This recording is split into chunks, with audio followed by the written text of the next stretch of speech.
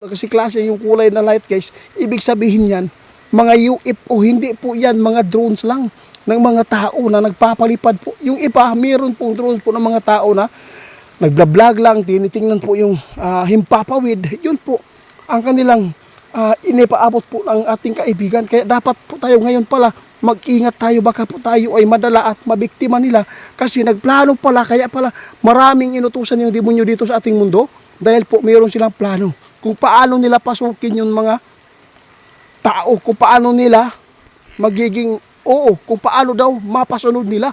Kaya ito yung plano. Meron silang planong napakalaki dito sa ating mundo. Gusto po nila yung tao mapasunod nila. Ito po yung kagagawan po ng demonyo guys. No? Kasi po gusto po nila yung attention po natin na sila po ang ating sambahin. Po dito kaibigan, ano po talaga yung ibabalita po nyo sa amin? Nakita po ninyo talaga? Yung nasa Batangas po ngayon, mag-ingat po kayo ha. Yung nakikita po niyo, nakita na po natin kaibigan. Hindi po yan kagagawan po ng tao. Kagagawan po ng demonyo po. Meron po silang hinahanap po doon na may bibiktima po. Ito po yung sabi ng ating kaibigan. Ituturo po daw nila kung paano po daw labanan. Sige kaibigan, ano po, paano? Samahan niyo po ako ngayon guys, no? Ipinatawag po ako ng ating kaibigan. Hindi ko po alam. Parang kinakabahan po ako, parang napaka-importante kahit po ay maulan yung panahon natin. Pinuntahan ko po dito. Kaibigan, ano po talaga yung ibabalita po nyo sa amin? Nakita po ninyo talaga? Yung nasa Batangas po ngayon, mag-ingat po kayo ha. Yung nakikita po niyo, nakita na po natin kaibigan. Hindi po yan kagagawan po ng tao. Kagagawan po ng demonyo po. Meron po silang hinahanap po doon na may bibiktima po. Ito po yung sabi ng ating kaibigan. Ituturo po daw nila kung paano po daw labanan. Sige kaibigan, ano po, paano?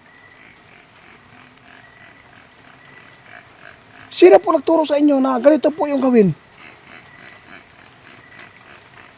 Naku guys. Ito po ang sabi ng ating kaibigan ha.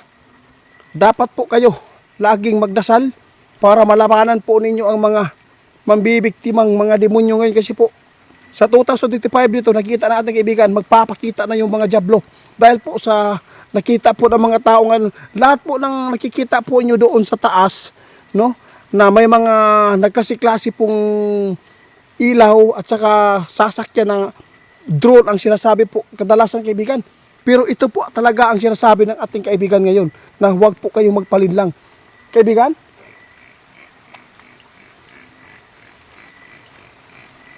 Ito po ang ipinapaabot ng ating kaibigan ngayon guys, kayong gabi lang ho.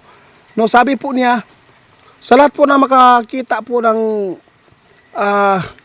sasakyan na himpapawid guys, pagtingin po ninyo, drone. Sa totoo lang guys, kapag nag-iba-iba po yung kulay po ng kanyang ilaw, ibig sabihin yan, mga demonyo po yan guys. Kagagawan po ni Satanas. Mo yun di ang inyong nakitaan karon nga tinuod. Hindi lang po daw sa Batangas ngayon guys ha, hindi lang po nila na napagbasiran sa ibang lugar ngayon na mayroon talagang mga UFO aliens po na subay-subay da karon nagpalibot-libot sa inyong lugar. Dapat po talaga ang sabi ating kaibigan, dapat huwag kayong magkampante, lalo na pag ito ay umiilaw na po talaga yan, ibig sabihin yan, mahihigop na po kayo. Parang hindi po talaga kapani-paniwala ito yung nangyari dito kaibigan. Napakahirap i-explain sa mga tao na ayaw maniwala. Meron po akong followers guys, no? Si Sir Joey, no? Siya po mismo talaga na meron pong mga nakita po doon sa Amerika ngayon, malapit sa New Jersey, no? Napakarami pong mga sinasabi ng drone. Pero ang iba guys, hindi po naniniwala yung iba kasi po hindi po yan ganito kadami po yung drone na ipapalipad lang po sa himpapawid. Ibig sabihin yan, meron po silang pinagmamasira dito sa ating mundo para kung paano sila maka biktima ng tao para po ay kanilang mapasunod sa kanilang kagustuhan para sila po ang maghari dito sa ating mundo. Ito po yung sinasabi ng ating kaibigan. Ito po yung plano. Nakakatakot to ito kaibigan. Parang ito ay sinasabi ni Sir Joey, Armageddon po ito guys, na makakalaban po natin. Naku po. Delikado ito kaibigan. Ito po ang plano nila, nakikita po ninyo ngayon. Sana po guys, hindi manalo po yung demonyo, yung diablo. Alam mo ba kung bakit? Yung nakikita po natin na mga drones, may iba, kagagawan po ng tao at saka nagblablag lang po yung iba. Pero kung makita po yung ilaw, sabi natin kaibigan, nagkasiklase, ibig sabihin niyan, sakyan po ito ng UFO.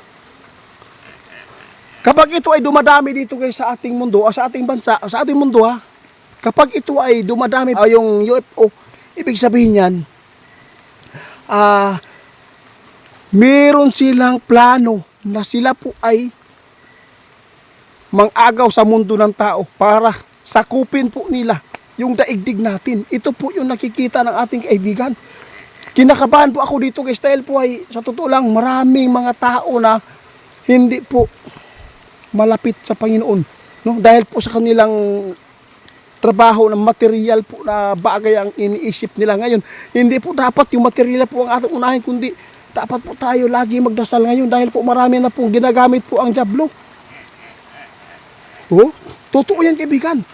Ang plano po daw ngayon ng mga UFO aliens kung bakit mayroon mga nagliliparan sa taas kasi klase yung kulay na light guys, ibig sabihin yan, mga UFO, hindi po yan mga drones lang ng mga tao na nagpapalipad po. Yung iba, mayroon pong drones po ng mga tao na nagblablag lang, tinitingnan po yung himpapawid. Yun po ang kanilang inipaabot po ng ating kaibigan. Kaya dapat po tayo ngayon pala mag-ingat tayo, baka po tayo ay madala at mabiktima nila kasi nagplano pala, kaya pala maraming inutusan yung demonyo dito sa ating mundo dahil po mayroon silang plano kung paano nila pasukin yung mga tao, kung paano nila magiging kung paano daw mapasunod nila. Kaya ito yung plano. Mayroon silang planong napakalaki dito sa ating mundo. Gusto po nila yung tao mapasunod nila. Ito po yung kagagawan po ng demonyo guys, no? Kasi po gusto po nila yung attention po natin na sila po ang ating sambahin. Panglilin lang po ito kaibigan, pangliligaw po ito. Nililigaw po ilang tao yun guys. Dapat po hindi po tayo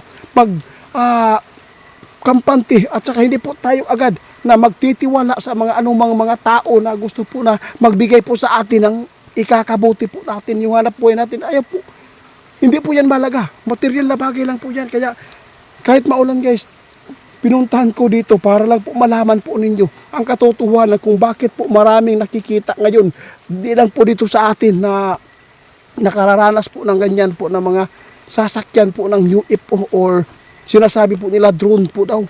Yung nakikita sa New Jersey, hindi po yan lahat drone po. Sa totoo lang, UFO, aliens po yan.